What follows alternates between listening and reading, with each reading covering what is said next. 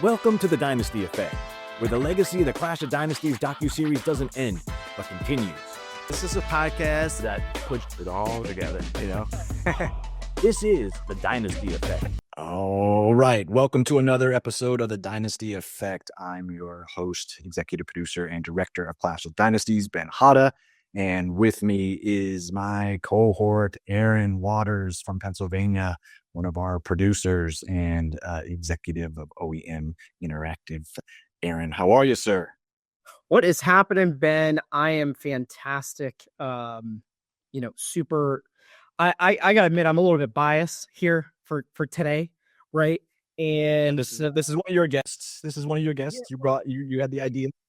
It's the people always ask, like, what's a PA guy doing involved in this, like, Ohio documentary? And there's a lot of backstory and stuff to that, but, like, I'm just trying to keep it real here. And you Ohio guys have been flexing pretty hard on like with the stuff, and it's like, look, like,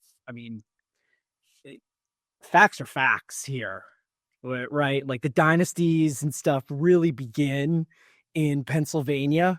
And I know I'm going to get a lot of hate mail and, some death threats and stuff, and, if canceled and all that.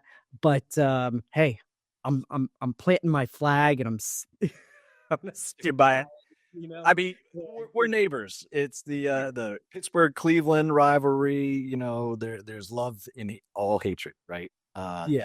And but talking about the guest that you brought on, Teague Moore, Pennsylvania, my bad, all-star in his own right. And talk to me about Teague and how you met him, where your paths crossed, and why you thought he'd be great to have on the Dynasty. Well, I think if you start with Pennsylvania and starting with Pennsylvania dynasties, and you go back to the late 80s, early 90s, and you're talking about North Allegheny and the team that North Allegheny had, and the teams that they had during the Dusty Augustino era and tenure. I mean, just freight trains of teams, and just studs up and down the lineup. And and you think of that team, and you think of Teague Moore and Ray Brinzer and all these guys, and the Moore family. And Teague and I go way back to kids wrestling and the JO tournaments and the state tournaments and stuff, and to the freestyle tournaments, and being on national teams together, national camps, and then just a great guy, great human being. And with his family's background and his background with North Allegheny and Oklahoma State, and his teammates there, and the guys that he's wrestled and wrestled with, and him coaching with Clint Musser at American. I mean, I felt like everything here just made a lot of sense to have Teague on, and Teague's been up to some great things in the wrestling community. And and I think it's important that we get to know Teague a little bit more, and see what he's been up to, and how he's helping the wrestling community now, and helping guide it for generations to come, and helping to create more dynasties and so on. So super pumped to have Teague on. Yeah, let's waste no more time. Let's bring Teague on. Teague Moore. Teague Moore. Teague Moore. Teague Moore. Teague Moore. Teague Moore. Teague Moore. Teague Moore from Oklahoma State. Oh, a beautiful inside trip by Teague. Wrestled at North Allegheny High School, and that's near Pittsburgh. One-time state champion, three-time All-American. 1998 NCAA Champion. 2002 U.S. Open National Champion. Whoa! Long-time coach as well. But your wrestling consulting business. Teague Moore is definitely highly skilled. To trouble of getting pinned, he is a defensive pin. The winner, Teague Moore. Okay. Teague Moore of Oklahoma State. Teague Moore. Teague, how are you, sir? I am great, gentlemen. Thank you for the awesome introduction. That was very well done, very humbling. I appreciate it. I tell all of our guests, if you didn't have the highlights, we couldn't create a highlight reel for you. So that's all on you. That's all on you. Aaron spoke, measures of your success, and when he first brought the idea of having you on, I know you from just growing up. We're about the same age. I think you're a year younger than me. We wrestled the same weight in college, so I saw your path from afar. You went to Oklahoma State, where my dad went, and my uncle. But what I didn't necessarily put together was the fact that you went to North Allegheny. And North Allegheny, as you saw in our docuseries, was the Walsh Jesuit before Walsh Jesuit came along. You guys were the powerhouse. You guys were the Dynasty. And talk about, let's just get right into it. Talk about how you guys came about with North Allegheny, how you met Coach Gus and that program there, and how you stepped in to NA wrestling at that time. Yeah. So our family moved into North Allegheny. We had some older brothers. I'm the youngest of 7 kids. I had some older brothers that wrestled at Seneca Valley, which is a neighboring district. And when my brother Ty was in middle school, he started having very high success in the state of Pennsylvania at the PJWs. Gus D'Agostino took note of that, and Ty started training over at North Allegheny in the summer.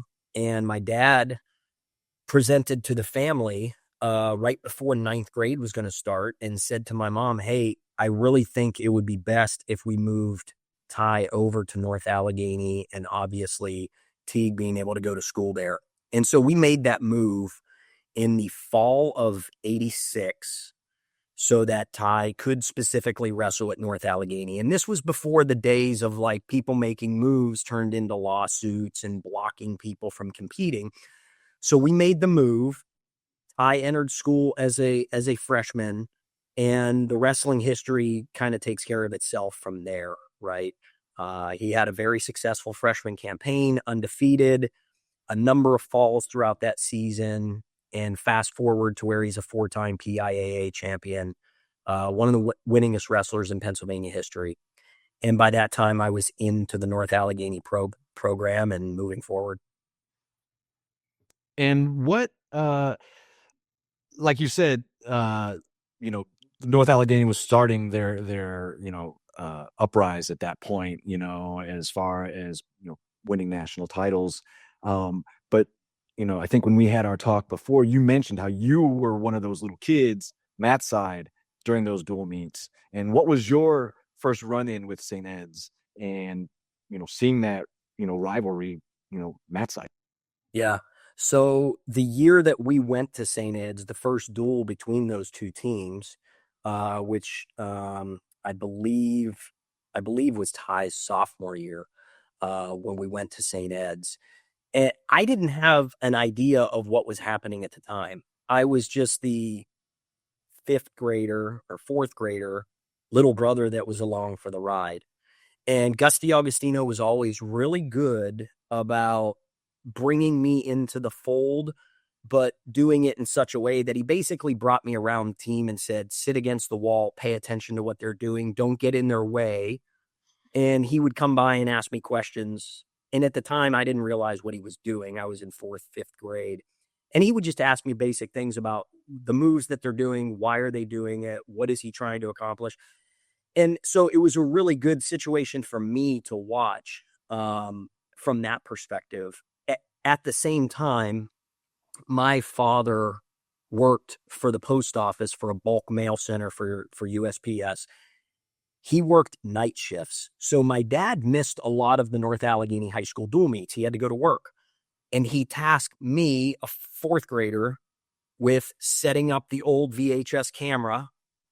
He would get it set up, get it rolling. He would head to work, and I had to sit behind the camera and record every single match of every wrestler for that dynasty. For that 4 years, I sat behind the camera and recorded all those matches. In fact, I'm in the process right now with my assistant of getting all those old dual meets digitized, right? And it's so fun to watch because as we're making the changeover, I'm seeing it floods back memories of being in those stands and watching that team compete and watching them turn into who they did.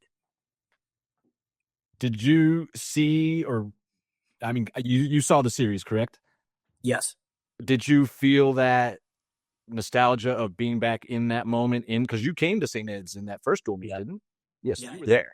Yeah, I was there. I was at both of them, and absolutely sent chills down my spine of just remembering the energy and the excitement of it. Again, when I went there, nobody had given me a history. It was, for me, it was just, we're going to another dual meet. This is the St. Edward's High School Gymnasium, where a good crowd is gathered to watch the matchup between the Ohio State champion Eagles of St. Ed's and the Pennsylvania champions Tigers of North Allegheny. 6 times the amateur wrestling news ranks St. Ed's number 1. This year, they're ranking North Allegheny number 2. That's right. Ed's 1 and Allegheny 2. So this is probably for the mythical National High School Championship. And there's going to be a big crowd here, and I think you're going to see a lot of exceptional wrestling. And then you show up, it's a packed auditorium, right? Our seats for that year at St. Ed's were way up top, like on the second level.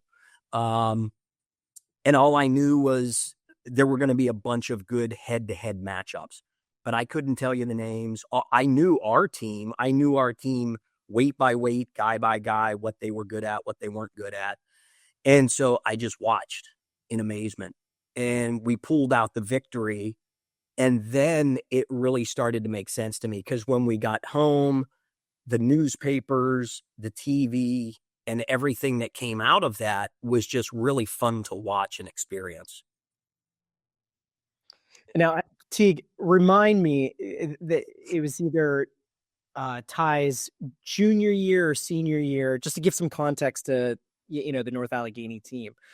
How many starters on that team were in the state finals that year? Because I remember watching it on PBS, and I feel like every match it was another North Allegheny guy in the state finals, and it must have been I feel like it was 5 or 6 that were in the finals. So it culminated in their senior year. They had 5 in the finals, 4 champs, and they set the new team point total record. Yeah. And what's interesting about that is the history. Their first year that they won the Pennsylvania States was Ty's freshman year. He was the only champion. Correct. And then the second year they had 2. They had Ty and Ray. And then the third year they had 3, Ty, Ray, and there was one more in there. I totally forget who it was. Mono. Maybe Richie Catalano. Yeah. And then their senior year, it was Ty, Ray, Richie, Kenny Bauer, Jamie Kiriazis. So it was the only one that didn't win that year was Jeff Alexander, who went and wrestled at Illinois. He was a 103 pounder. So it was, at that time, really exciting. And I think most people know in the state of Pennsylvania, especially now, that putting 5 in the finals is a pretty tough thing to do. And so there's only been a few teams that have matched them with the amount of individual firepower that they had. It's funny. I think that's the parallel with Walsh and St. Ed's. The most they've had is 5 champs. They've had more in the finals, but they've only walked away, I think, with 5. And I think the record that people are trying to break is that 6th. But yeah, that team was. What was the national All-American statistics of the teams the wrestlers that came out from those teams? Well, you mean at the NCAA level? Yeah, you guys. I mean, obviously they went on to win or wrestle in a lot of Division I schools wrestlers, but what was some of their accolades? Yeah, so the starting lineup, I would have to go back through and look at this, but the statistic that rings in my head was that there were 13 weight classes back then. Of the 13 starters, 12 went and wrestled Division I, either 11 or 12, wow. Right? Then in terms of guys that became NCAA All-Americans, Ray Brinzer did it at Iowa. Richie Catalano did it at Pittsburgh. He started at Iowa, transferred to Pitt, and All-American to Pitt. And I can't remember if Kenny Bauer ended up making the All-American round at Edinburgh, he and Ray ended up wrestling each other. Ray might have knocked him out in the blood rounds to be an All-American. My brother Ty ended up being in the blood round 3 times. So of that group, they didn't have any NCAA champions. That was actually one of the things that I set as a goal, because I watched those guys set all these PIAA records. Then they went to college. There were a few that All-Americaned, but nobody made it to the top of the podium. And so that was my goal, to be the first North Allegheny guy to win the NCAAs. That's a great goal. It was like an all-star team versus an all-star team in those days. And it's funny, I've got some match footage here I wanted to watch and get your point on it. It's really quick. It's nothing from one of the major bouts that happened between there. But both of these dual meets, with all great dual meets do, it came down to the heavyweight match. But I was able to I was looking at that match the other day, and what stuck out to me the most was a couple of things. One, we basically had the same singlets too, the black singlets with yellow stripes, Were you guys, trying to emulate yourselves after Iowa in that way? I don't think so. I don't think so. Now, that would be a great question for Gus DiAugustino, because Gus was a Lock Haven guy. And I really think back in those days, he was really just trying to build the North Allegheny brand. He wanted people to see that when they came out on the mat, they wrestled a certain way, they carried themselves a certain way, they definitely tried to win a certain way. But I don't know. That would be a great question. I'll have to ask him once I hopefully get to see him in the next step. Here's a random, and I'm digressing here, but here's a random fun fact that I told Gus years and years ago. And he reminded me of it at Teague, because he said he wrestled at Lock Haven. When he was at Lock Haven, they wrestled the Marine Corps, and my grandfather wrestled for the Marine Corps, and my grandfather got pinned in like 30 seconds against the DiAugustino, and he, I believe he was an Olympian, as well, Coach DiAugustino. He was an Olympic alternate in 52. Yeah. And I think that was the year he wrestled my grandfather. And that was like my grandfather's kind of claim to fame. Nice. Like I wrestled Gus DiAugustino, got pinned in like 30 seconds. Right. Right. In 52. Yeah.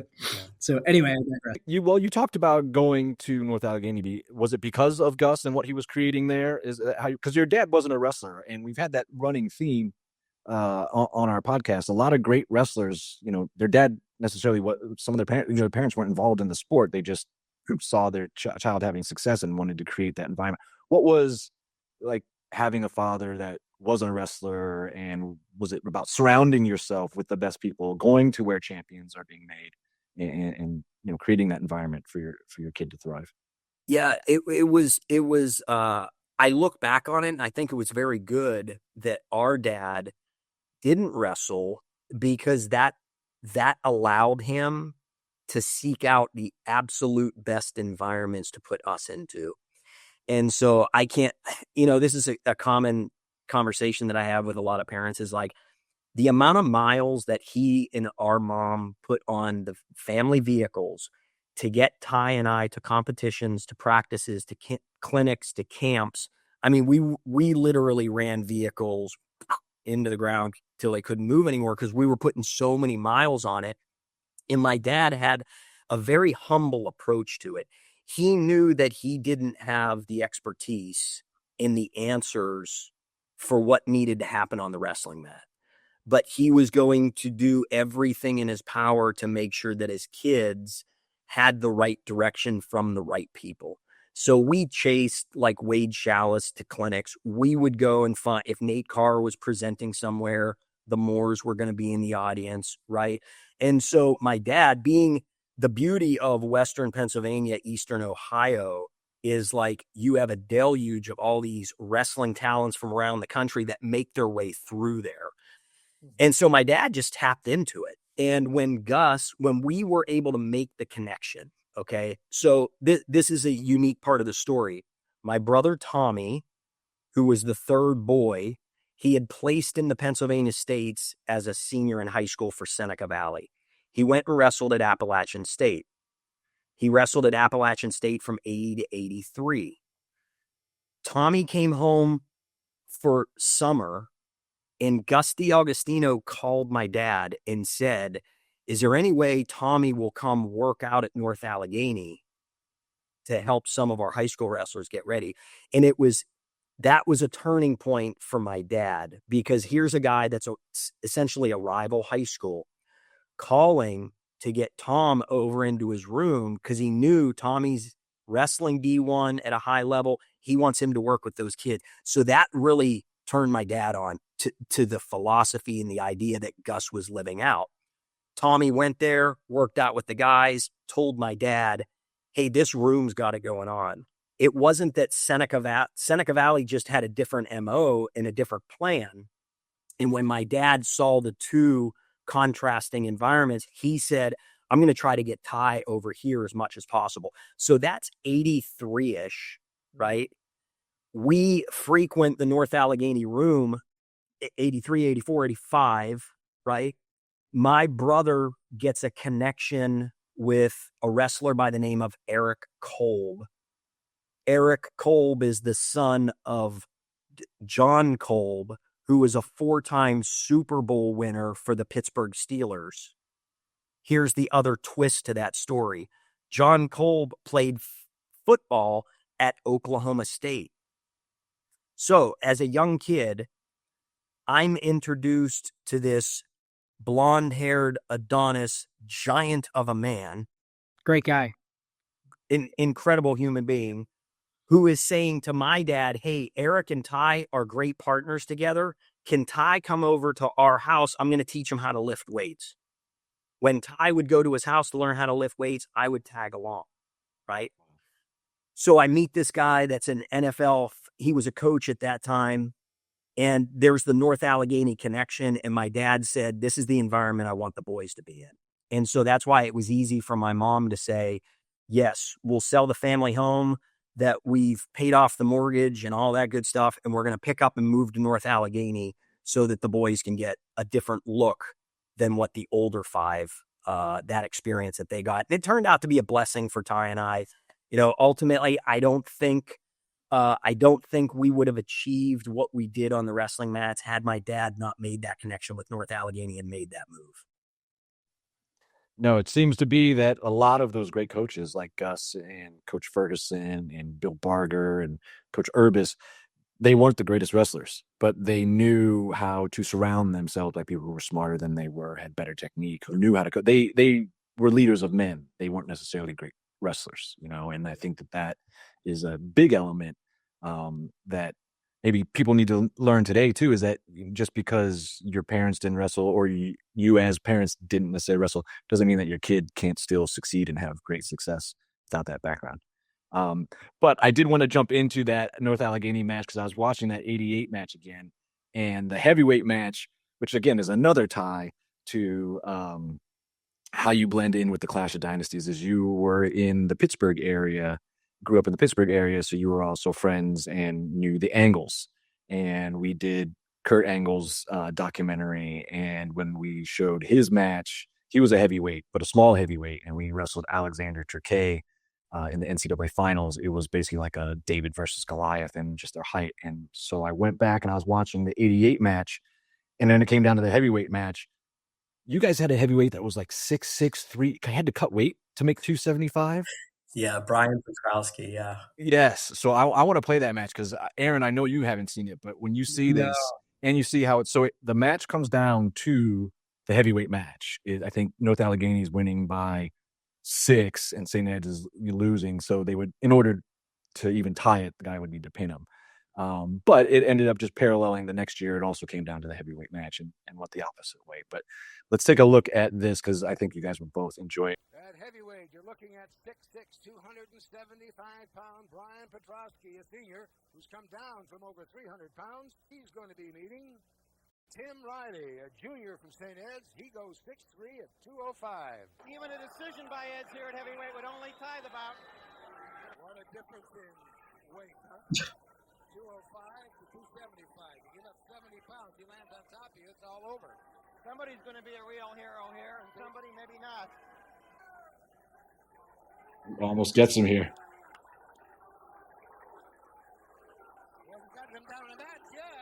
You can't even turn him. Look how big that guy is.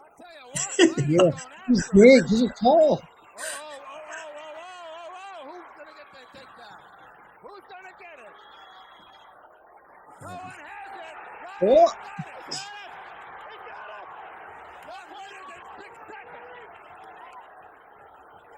You know how hard it would be to move a man of that size? Yeah. Just the leverage. Yeah. Right back in on the attack. He stayed right in on it. 53 seconds to go. And now Petrosky gets the takedown. 2-0. If that gets on you, you're not getting nothing. That's a lot of body. Yeah, he's like, that's. Headlock. There's a crossface by Petrosky. Looking for the cradle, Petrosky. This is also how strong this guy is. Look at this move. Yeah. 24 seconds. Oh my goodness. He's got it. The fat lady's going to start singing. The fat lady is going to start singing, is what he's. Whoa, the fans in Allegheny love it. Oh, that's great. Amazing. So what do you remember about that time? Do you remember that match exactly? I absolutely do. Here's what I learned in that dual meet that actually helped me throughout the rest of my competitive career and coaching career. That was the first raw environment that I ever went to. I came in without knowing the history of St. Ed's and how good they were. And the fans throughout that dual meet were absolutely on top of our guys, right? Every stalling call that was given out, every point that St. Ed scored, it was brutal from the people in the stands, the things that were being yelled and said. It was a harsh environment. Like, you had to not only physically wrestle the match, but they had to mentally wrestle that match, right? And so for me, it was a great takeaway after the fact to understand that sometimes when you go into environments, you have to mentally keep yourself in check, and then physically don't get caught up in the moment and be trying to do things that you're not trained to do. So that dual meet and the energy in the arena, in that gymnasium, was electric from start to finish. So really, really fun to be a part of. So you went from your brother was part of that dynasty. He was very much like the Walsh guys, where he came in freshman year. He won 4 state titles and 4 as a team and individually, but also won some national titles in there. But when you came into North Allegheny, that dynasty was kind of fading, kind of like Walsh after sort of their 4-year run. What was that like stepping in? And did you know that was happening at that time? Yeah, we could see. So in 1990, when a lot of those guys graduated, Gus, the Duquesne University down in Pittsburgh, started Division I wrestling team, and Gus left North Allegheny and went to Duquesne to get the college team up and running. And there was a big drop off. And so I came in to high school in 92 and finished in 95. And we were doing our best to try and build something, but it was not like, that was the pinnacle of Gus's entire time in North Allegheny, which I think he started in 56. So that was a buildup of decades. They had a really good run in the 70s. And then during the early 80s, it went down a little bit, and it finished in 1990 with that pinnacle team. And then when I came in 92, I had multiple years where it was only me and one other teammate at the Pennsylvania State Championships. My senior year, I think there was only 2 of us when I won. So it was a much different environment when I came through. And then we've just been individually, we've been producing over the years, like Jake Woodley, NCAA finalist, had won a state title there. Obviously, Jake Herbert, an Olympian, right? two-time NCAA champion, Hodge winner. We've had great individuals come through, but we haven't built up that team like we did back then. And who was your in-state rival in high school? So in high school, we really didn't have an in-state rival. We were battling just to be the best in the WPIAL, our region, right? And so the Cannon McMillans and the Waynesburgs, they all perennially, those programs have teams. And so that's who we were chasing just locally. We didn't even have a rival cross-state like Easton or Nazareth. And cut me off whenever you want to, and I'm just going on a rant here because I'm so interested in. You went from a school that was a dynasty at one point, and you were a witness to that, even though you didn't necessarily experience it while you were going through. But then you went and joined another dynasty that was at one point in its heyday, and then went before Iowa came along. But when you chose to go to Oklahoma State because of John Smith, and going into at that point it was Oklahoma State and Iowa. Penn State wasn't necessarily where it was today. But what was that like going into an older dynasty to try to rebirth that and bring some life back into it at that point? Yeah, it was a very interesting time. Oklahoma State had just come off the death penalty. So there was penalty years where they didn't get to do postseason national tournament. Now, the guys that survived that or stayed at Oklahoma State, they won the team title in 94. And so when I came in the fall of 95, we had guys in the lineups that we could win a team title again. But knowing the history, really what got me to Oklahoma State, obviously John Smith coming off of his 2 Olympic runs and 6 world titles. But Ray Brinzer had gone there right out of high school. That's when I first really started to understand the history of who Oklahoma State was.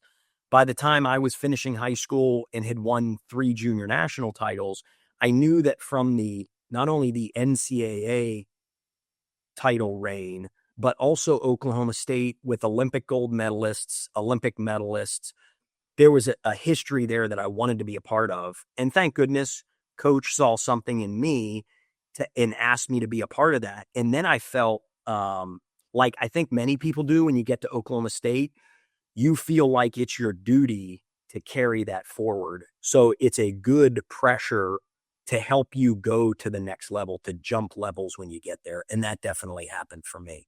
What are some of the secrets that you found? And just by observing a school like Oklahoma State, a school like North Allegheny, that, are similar and that, maybe not recreated or duplicated, but are found in maybe what Penn State's doing today. Yeah.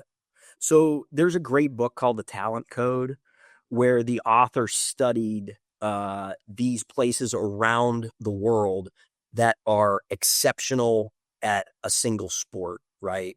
So to your question, what did North Allegheny have? What was the secret sauce? What does Oklahoma State have that's a secret sauce? I believe this, having been through both of them, they become accepting to the fact that you're going to do exceptional things in your training processes and in your day-to-day that are going to give you an advantage when the point in time comes that you get faced with this do or die moment, right? For wrestling, it's when we step on that mat in that championship match and the whistle blows.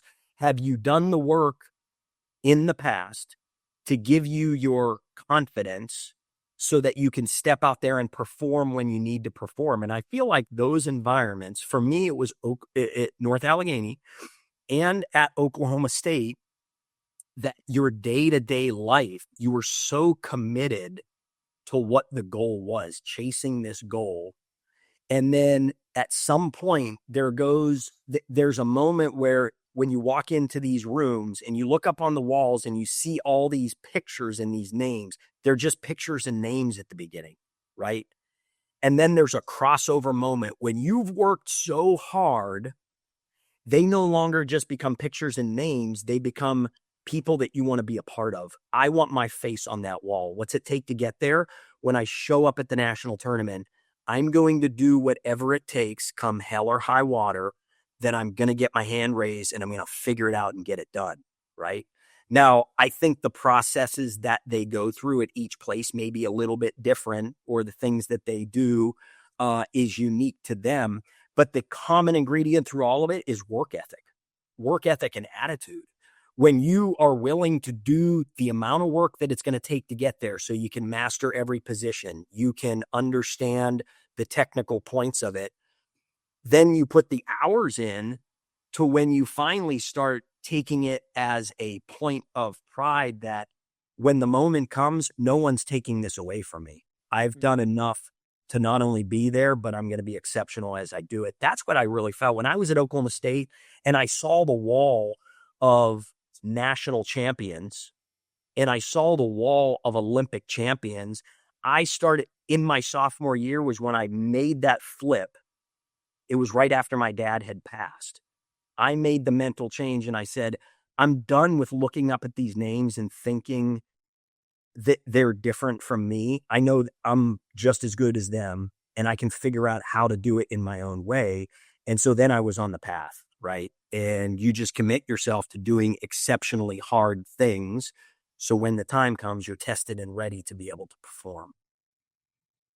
Now, Teague, how do you, what are you seeing that's maybe similar or different to what's going on at Oklahoma State now versus when you were there?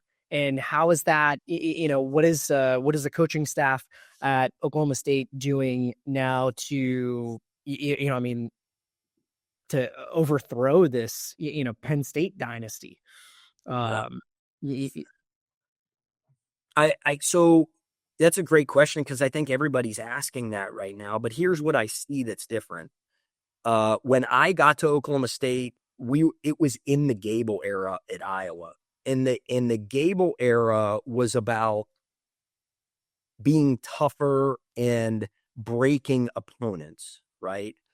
And so my time at Oklahoma State, we were trying to kind of do the same thing. We wanted to break opponents, but it was from a much more technical standpoint versus what Gable was doing, which was just raw power, right? Mm-hmm. Now, fast forward to what Cale's doing at Penn State. Penn State has taken this really interesting approach from a wrestling standpoint, where it's like, we're going to have so much fun doing this that we don't really put any pressure on ourselves to go win. And they've been doing it, right? Now, we just went through a little bit of for Penn State, the bumpiest of roads that I think Penn States have ever had, right? And there were some things over the past season and a half that have not upset the apple cart, but it's definitely made people take a step back and say, maybe it's not what it is. And I feel like at Oklahoma State right now, they are very keyed in on not only bringing that element of like, we're going to work hard and have fun, but we're going to master certain positions. And that's what I'm seeing.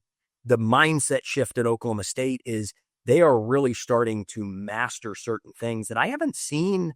I haven't seen for a little while, probably back since Oklahoma State had their run of 3 titles, finishing with 5 champions out of 10, right, in the early 2000s, where they were mastering all positions. Mm-hmm. And I'm now seeing a return to that under Coach Taylor, and he's doing an exceptional job. And when I go back and I sit in the room and I get to watch, I'm actually seeing the guys have fun with it. I'll be the first to admit, when I was at Oklahoma State, I didn't have a lot of fun days. There were not a lot of I never played a game at Oklahoma State in 4 years, not a single game, because John was like, we don't play games in the room. Like, you show up in the room, we're showing up to work. I go to Oklahoma State now, those guys are laughing, having fun. They're creative in their wrestling. They work exceptionally hard. When they go live, I see the same energy and attitude that I saw, when I was there 30 years ago, but it's just different. And these guys are putting out an immense amount of work, but they're smiling and having fun with it. That's a big element. And I give Cale the credit on all of that. Cale shifted the appearance of what a college wrestler should look like and in an international wrestler. Guys are wrestling and they're smiling. I never smiled when I wrestled, you know? No, you did not. No, Only after I making wasn't weight. allowed to. And I wasn't smiling after I wrestled you either. Like, it wasn't fun. So talk about that transition to from going being top of your game in college to being a coach, and we'll get into the wrestling consultant. But what was it like? Again, another tie too. You were coaching with Clint Musser from Los Jesuit at American. Yeah. What was that like? You guys were roughly the same age. I think you guys were in the finals at Cleveland together too at the same time. Yeah, I believe so. And what was it like coaching with Clint? So, Clint, in elementary, when I would go to tournaments, I used to get really nervous when we would pull up and the North Akron bus would show up. So you knew of the North Akron kids when? Oh, dude, plenty of battles with John McGee and Adam Plouse and all those guys.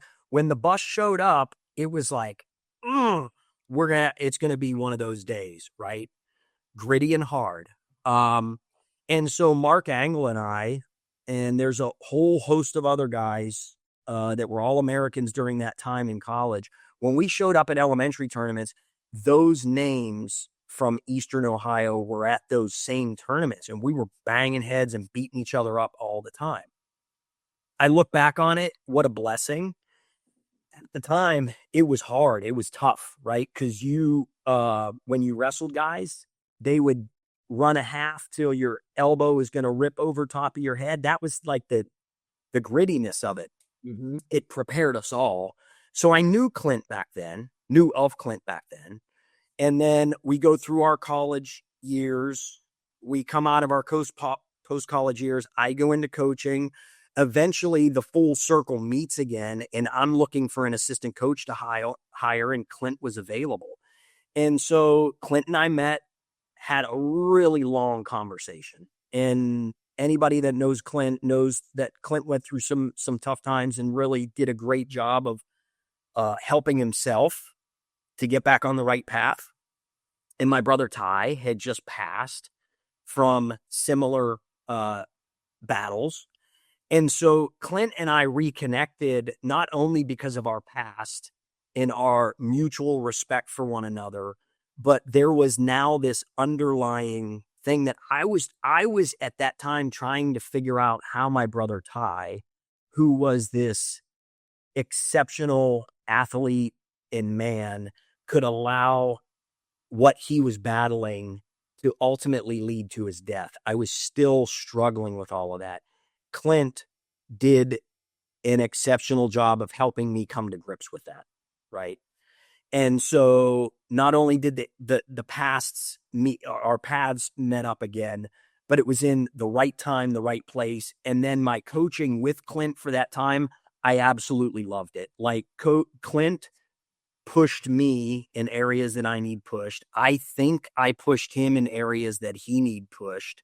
And it was just a great experience to be able to live that out together. And obviously, with what you guys are doing with these dynasties, I think when you can relate with somebody that's come through the pressures of those type of programs, the pressures of those experiences, then you start coaching young men that are going through that.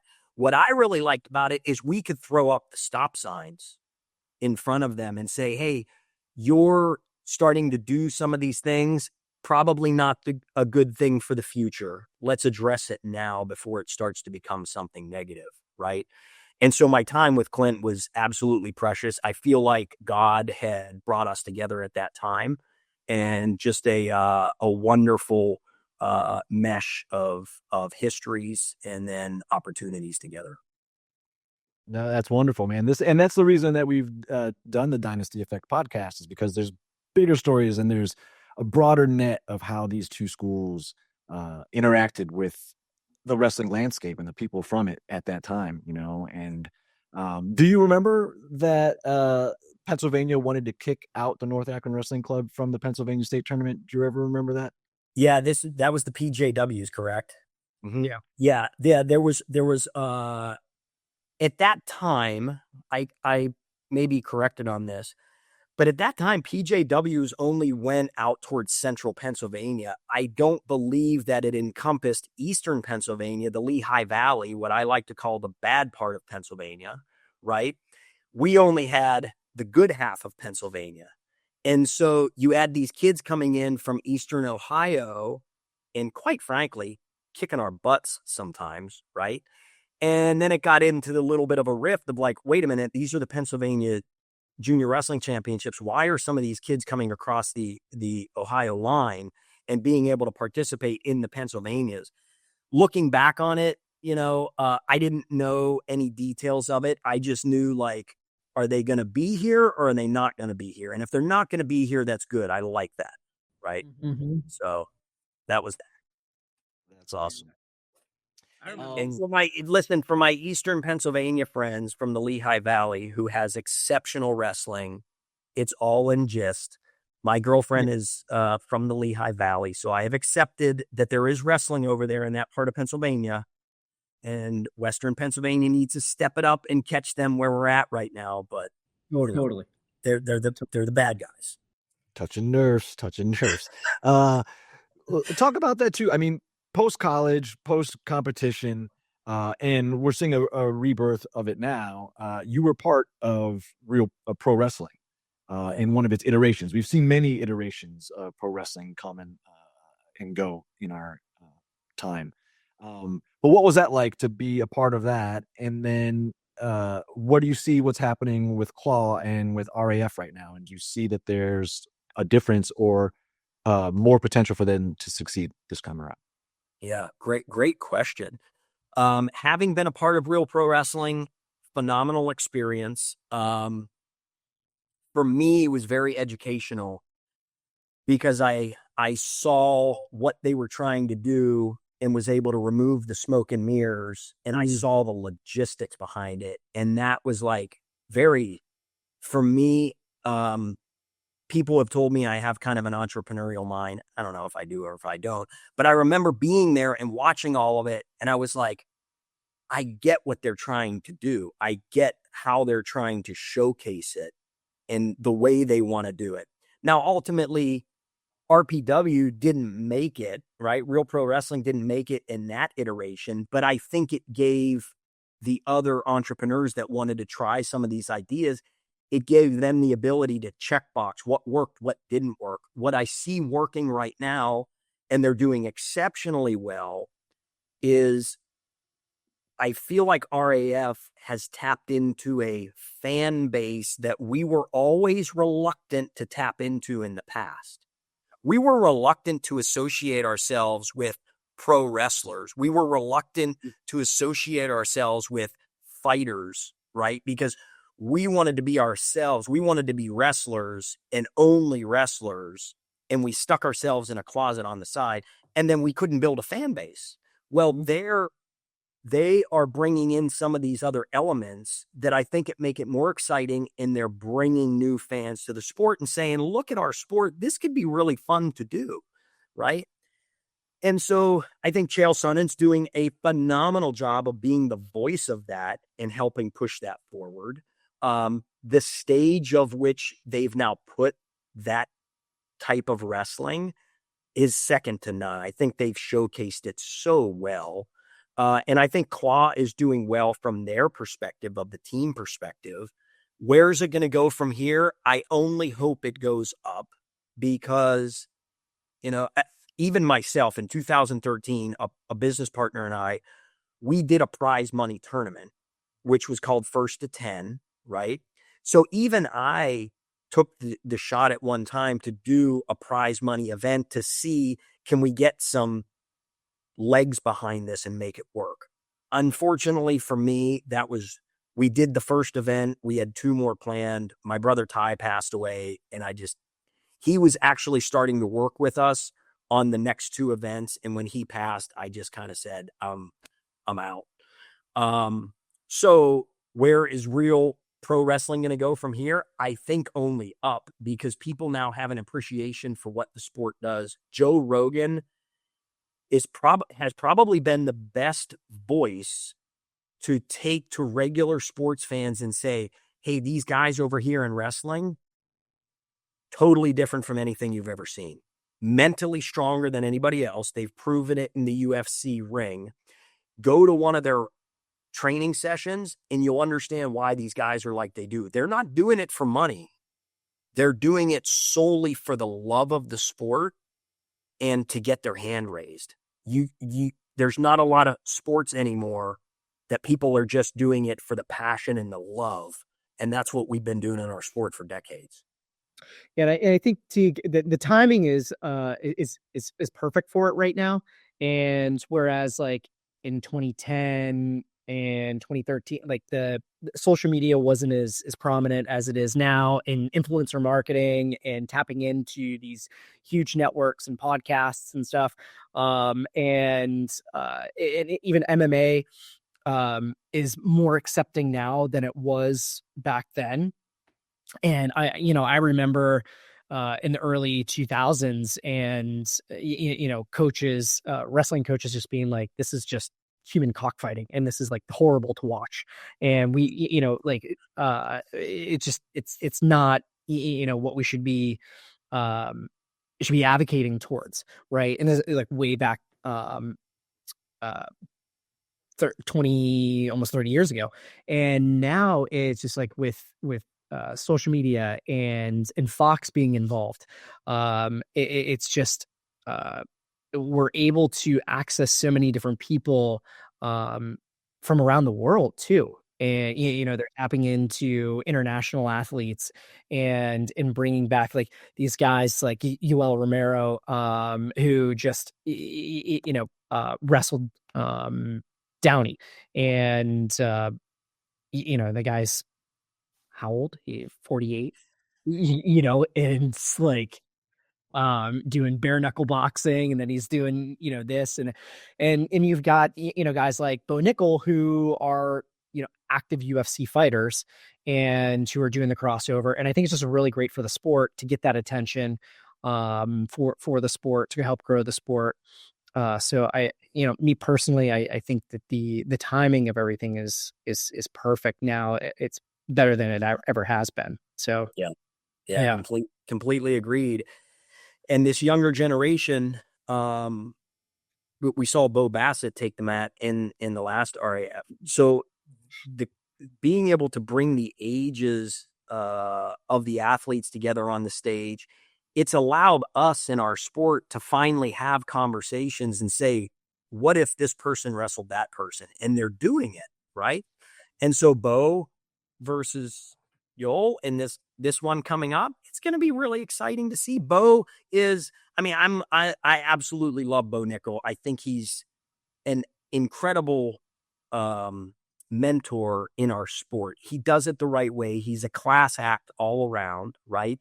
He's now done it in MMA. So the little kids in wrestling that are coming up, they see the Bo Nickels and they want to emulate them. And we've been on a run now of the Jordan Burroughses and the David Taylors that the younger generation have some great people to look up to. And so now that we've given them a proper stage, I think is absolutely phenomenal. I'm so excited for what these guys could do in the future. Yeah, Cormier and John Jones. Daniel's out there. He's like teasing it, and I think you're going to see it. And that'll just bring. I think both of them will do it. That once again, just personal opinion.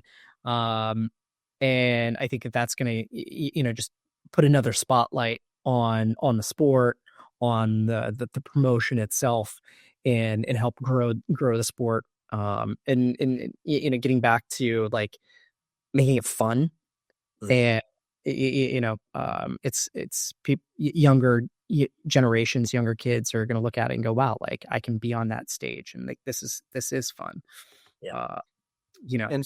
And Teague, you're helping with that younger generation, and we'll get into the wrestling consultant and talk about that and how you're bridging that gap between that youth and helping them forge a path to success in where they need to go in that second level of college wrestling. Yeah. part of the idea is something we've kind of already touched on it in this conversation, was that when I got out of college coaching, so I'd been in Division I coaching for 20 years, 15 years as a head coach.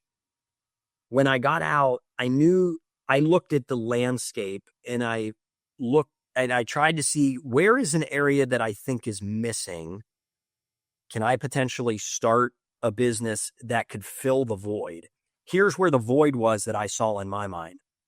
You have college coaches in the college wrestling landscape that knows the rules and how things work. To get there, you have high school wrestlers and their parents on the other side, and there's this huge gap between knowing when you're here, how to get here, and how do you find the right fit, okay? The example I give people all the time is you can go to Wrestling Division I. You can go to Iowa and you can wrestle for Tom Brands. You can go to Penn State and wrestle for Cale Sanderson. Those are two completely different personality types. Those are two completely different philosophies. But you've got the Spencer Lees of the world that absolutely blossomed in the Iowa program. You've got the Aaron Brookses or the Carter Sirachis that have gone to the Penn States and blossomed there. So you can win in both places, right? But to be the high school wrestler, you got to make sure you're going to the right coach and the right program so that they can help get you to that place. And that's where I felt the void was. And that's where I wanted to step in and say, high school parent, high school wrestler, if you want to go to the next level and you need some advice about what the programs are like, what the coaches are like, how do you know what areas of academics each school has or that they're really good in? How do you know the difference between the programs that have scholarships versus grant and aid? How do those conversations work? How does the recruiting timeline happen? How do you insert yourself or get yourself in front of these coaches? So then I offered the wrestling consultant services out, where I now have a process and a path so that these kids and these parents, I can answer all their questions, help guide them along the way so they're not wasting a ton of time and a ton of energy on things that could take a while to figure out or find out. I can fast track a lot of that and help them get to the right place with the right coach so that they can potentially reach their goals and their dreams in wrestling. And sometimes that's a national championship, yes. Other times it's just, I want to go and study this academic field and I want to be in wrestling, but I don't want wrestling to control my world within college. And so I help try to get them to the right place.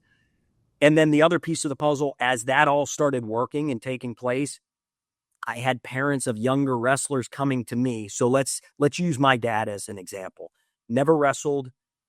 He had to figure it out the hard way, like take us to the wrong place. We don't want to go do that again. Go compete here. Okay, let's not go back. So I offer my knowledge to the younger parent, younger wrestler and say, this is what you should be doing for your competition regimen. This is how you should be training, when you should be training, why you should be training like this. Here's the nutrition questions. Here's the sleep habit questions. Here's all the little pieces of the puzzle that you need if you want to succeed in wrestling. I'm going to give the information to you. Now it's up to you to go do the work and hopefully figure your way out on that path. And so that's kind of the wrestling consultant in a nutshell. Now, do you find yourself, I'm sure you have, everyone in your Rolodex as far as college coaches go and have experience with those guys on many different levels. But when it comes to the academic side of it, where someone's like, hey, I want to go be a scientist, or I want to be, study this and that. Is that where you have to jump in and figure out, like, do research, or do you already know, like, what schools have great programs for this? Or are you doing a lot of that stuff yourself too? Great question. I purchased a software. So when I have the conversation with the wrestlers and the parents, and the wrestler says, this is the academic field I want to pursue, this is my backup plan, and I also want a public school, I also want a big athletic department environment, I can put all those parameters into the software and it automatically filters it and says, here's the best options for you. And then what I do is I start to go through the coaching personalities. Okay, if this list spit out 10 schools or 12 schools for you, I want to learn as much as I can about you as the wrestler. I know most of these coaches that I can say, you're going to match well with this personality. You're not going to match well with this personality, right? Here's the expectation within this program. Here's the expectation in that program. And I'm trying to line them up because at the end of the day, parents always get this one. If you go to school A for a year and it doesn't work out and you now want to go over to school B, when you do that transfer, you are never taking all your credits from school A over to school B. And in today's world, those credits you lose out on is tens of thousands of dollars. So if you went to school A and in the first year you spent $25,000 and you transfer to school B and they tell you, we're only taking half of your credits, those credits you lost is money that was paid and it's gone. Poof. And so my thing to the parents is like, if we can potentially avoid the wrong school, the wrong coach, the wrong program, and we can get your athlete to the right place with the right coach and they fast track it and you never have to transfer, you just saved yourself a ton of money in today's academic world. Ton of money, ton of time, frustration, yeah. And from a recruiting standpoint, I mean, anytime you go on a recruiting trip, that school is always, in most cases, I have to assume they're rolling out the red carpet, right? And you're getting their best, their best look. Yeah. And that's what they should be doing. They're selling themselves and they're selling the school and the facilities and everything. But the sport needs someone like you that they can go, hey, tell me really about University X, Y, and Z behind closed doors, behind the curtain. What really goes on? And I think it's more important than a guidance counselor in a sense, or at least a supplement to it, where like the guidance counselor might know your record and have connections with some schools academically. But I remember when I was looking at schools, I knew exactly where I wanted to go. I wanted to go to the school that had the best academics and the best wrestling combination. And that just happened to be Penn because of Team Foxcatcher at the time. But my counselor was pushing me on Ohio schools, and it wasn't necessarily for the sport. It was just because you got good grades, you should go to the best school in Ohio, And so there wasn't even a thought of blending sports and academics and trying to find the best combination that fit that puzzle piece. But no, I think it's a very important role. Now, do you get upset when you see, because now's all the day of college signings, right? Big announcements, blah, blah, blah. And maybe kids that you didn't work with or kids that you've seen on the high school circuit sign, and you're like, we'll see how that wasn't necessarily the fit that I saw. Yeah.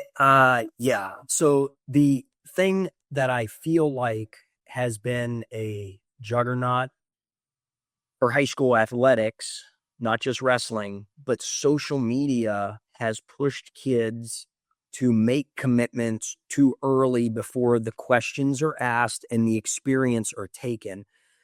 And what I like to say to the wrestlers that I work with, both because I work with both men and women. I work with both boys and girls, right? And I say this, yes, it's exciting to get that stuff out, and there's going to be a time for that.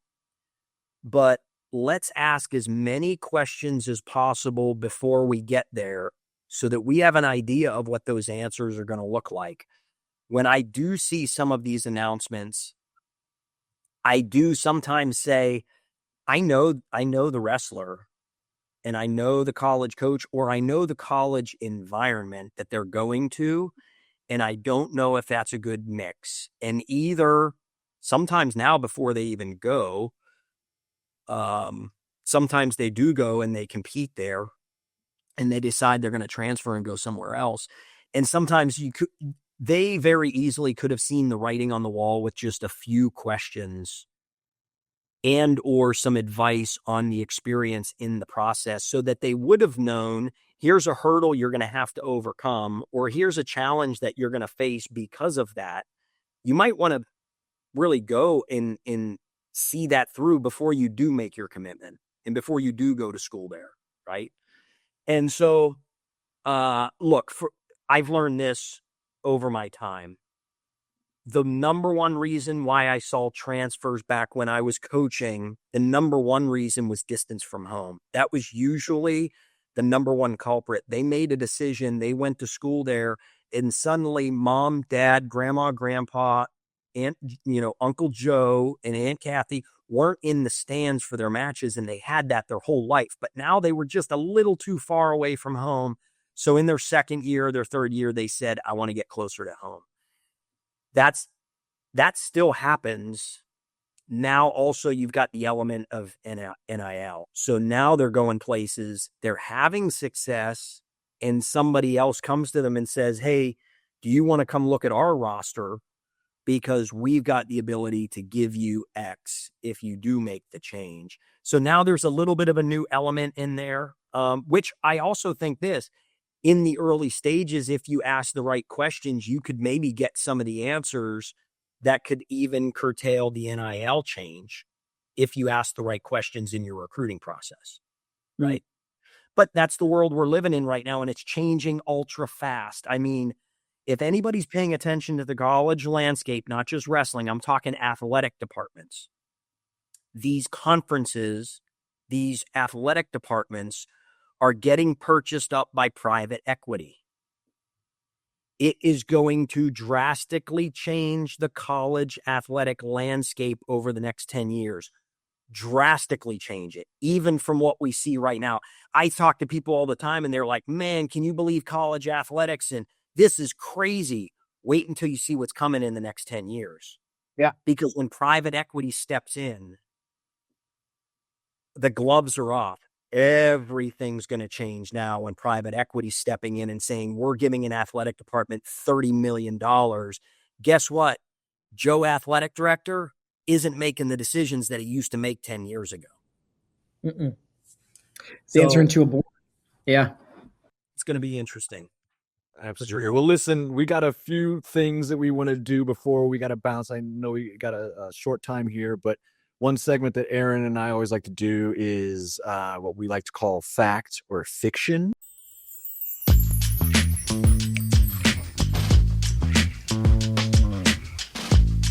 All right, Teague, fact or fiction, you had a don't talk to me on meet day rule for everyone around you. Fiction. All right. What would you do on a meet day other than, lose weight? Oh man. I needed my space to do what I needed to do to make weight. Aaron, you know this better than anybody. When I wrestled, I cut a lot of weight, right? Yeah. Wrestled 118, summertime 146, right? So cut a lot of weight.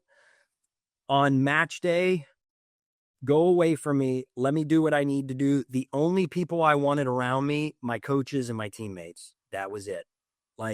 But those people, absolutely, I needed interaction with. I got into my head so much. Sorry, I got noise outside. I got into my own head so much that I needed my teammates and my coaches to help pull me out of that. Pat Smith, who was one of our assistant coaches at Oklahoma State, was when I was there. He did an exceptional job of keeping me out of my head in preparation for my matches. And I performed so much better when Pat would hang out and we would just play games, cut it up.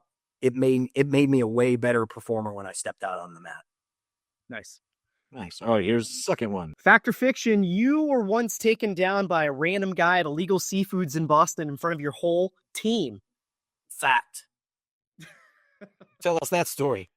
No, we know that that's fiction, and I randomly ran into Teague at or actually one of those wrestlers in Boston years ago, and they were having dinner at Illegal Seafoods, and I walked in and I was just like, Moore, I'm gonna take you down in front of everybody, and in the middle of the restaurant, and I was out with my then probably fiance at the time.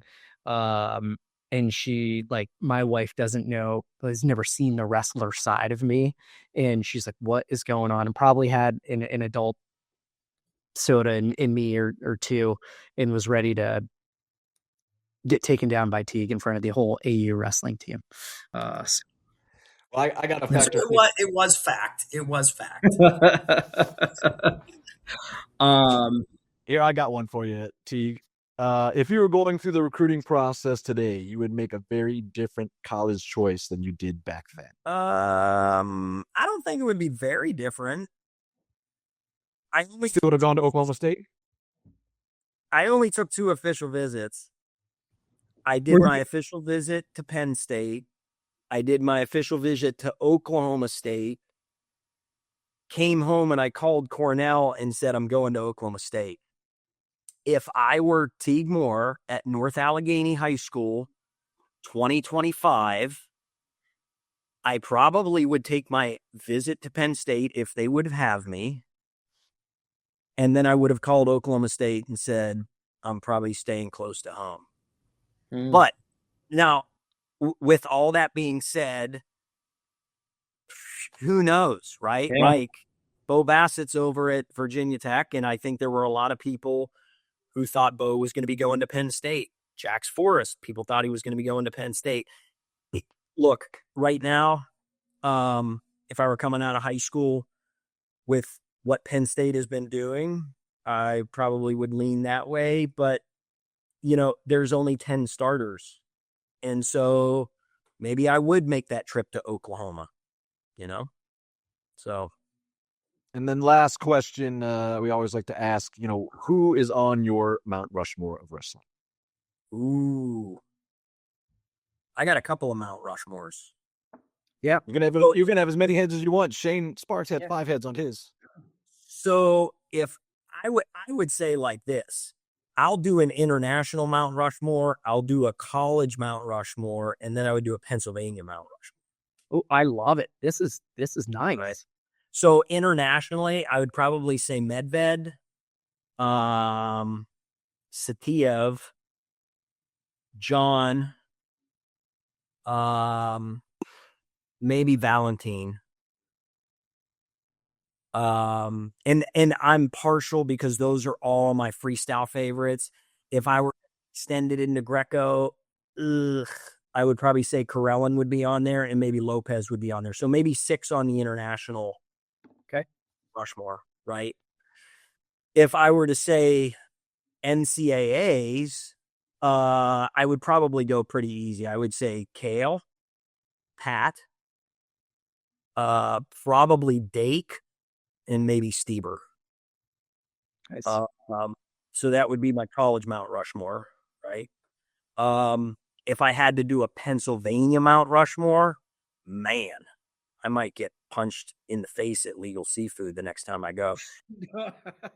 I would say a Pennsylvania Mount Rushmore would probably look like Carey, Ty,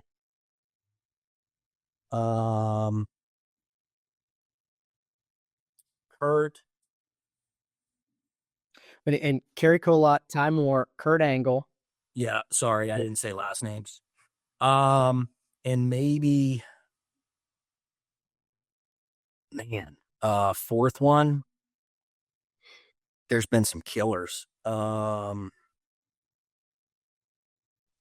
don't know who my last Pennsylvania would be.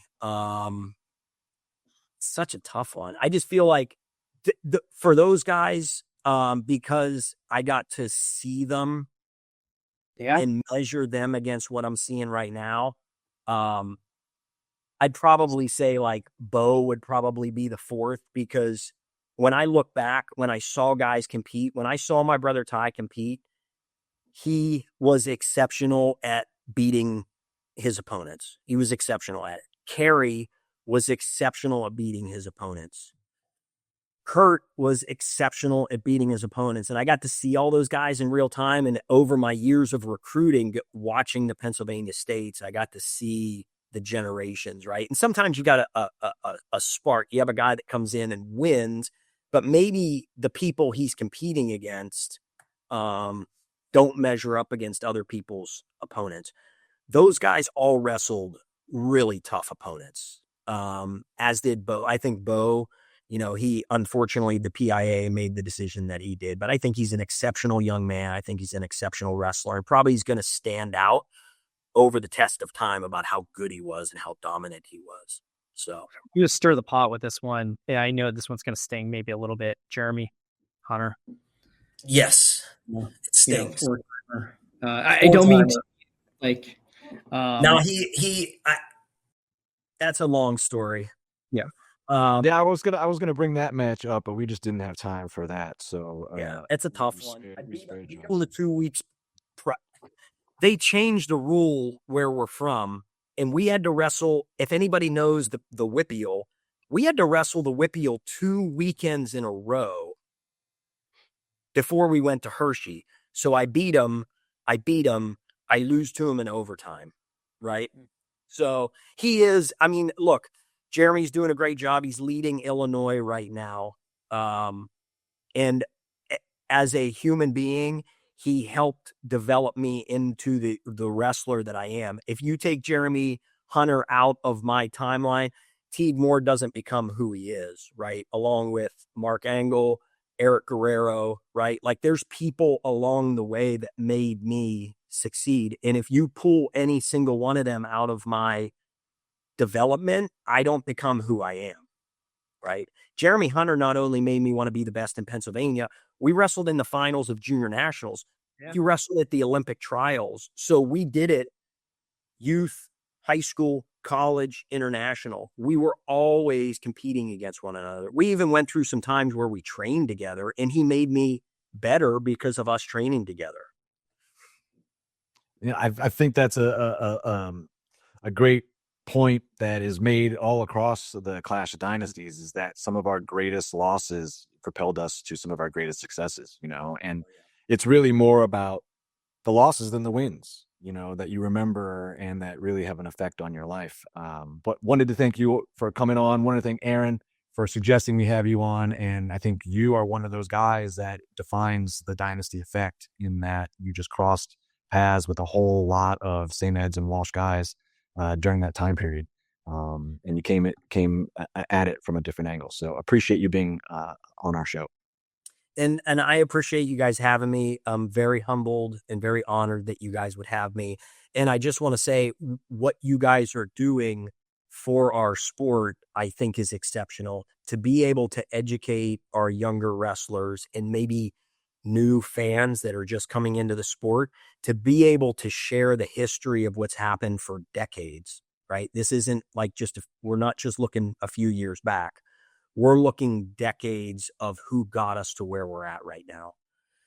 The University of Iowa isn't the University of Iowa without St. Ed's, right? North Allegheny has contributed to the PIAA, who has contributed to the sport of wrestling, right? So there's these historical facts that you have to look at and appreciate and accept to what makes the sport what it is. And I just thank you guys for letting me tell my stories. I'm sorry for your listeners if I talk too much, but really great experiences over the years. And Aaron, same as I said with Jeremy, our time together on the mat helped shape me and get me to where I needed to be. So the sport does that in a very unique way. Competitors that physically and mentally try to beat each other up, in the long run, it builds incredible relationships. And so I thank you for our years of beating each other up. No, appreciate it. Likewise. And we could go on for, once again, hours and hours, and really appreciate you being on. And now, Teague, if anybody is looking to learn more about the Wrestling Consultant, where can they find out more about you? How can they contact you? Yeah, very simple. TheWrestlingConsultant.com. Or you can email me, TheWrestlingConsultant@gmail.com. And on social media, if you jump on any social media platform, I've got a lot of stuff that's out there. But you just simply get on the website, and there's a way to set up a call with me. I do free introductory calls with any parent or wrestler that wants to learn more about what I can do, or specifically how I could help them with a issue that they're facing right now. So maybe it's a training issue, maybe it's a competitive issue, or it is the recruiting process and you just need a little bit more help and some questions answered. I'm happy to help whoever needs it. Awesome. Thank you for coming on, Teague. It was great seeing you. All the best. Thank you, guys. Talk soon. Take care. Take care. Thank you. Bye. The story needs to be told just for the fact that it was a great time for high school sports. It really was. You got the bad boys here and you got the good guys here. And then they went at it for 10 years. It was a strong narrative with a good arc to it. And I think people could see that it wasn't going to be replicated anytime soon. Look back on it. Like, you're doing a podcast on it right now. Like, that's how big it was, you know, and that's what I wanted to be a part of. At the end of the day, it was trying to help kids become their best selves at a really high level. And so from that sense, it's a story that's very American. I think that's a good way to explain it.